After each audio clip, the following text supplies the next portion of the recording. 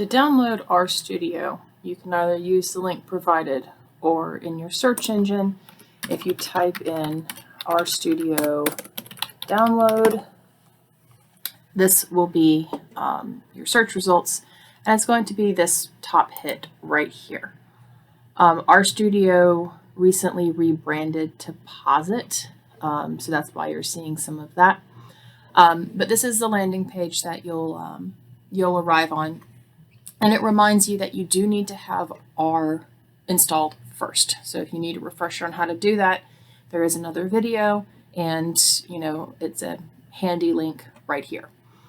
We're working under the assumption that we've already installed R, we've gotten it on our computer, so we're going to install Rstudio. And it does kind of say that, it's Rstudio Desktop for Windows. So we'll go here, and it downloads, it's considering its options right now, and it downloads an executable file. Again, I've already got Rstudio on my machine, so I won't run that.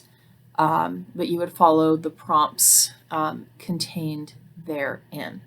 You do need to make sure that you're on a machine that you have admin rights to. If you're on, a public computer or something like that, they might restrict what you're able to install on that computer.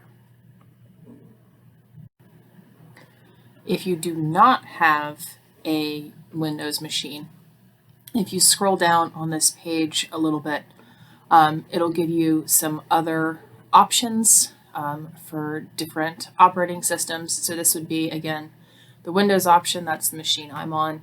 If you have a Mac, you would use this option right here.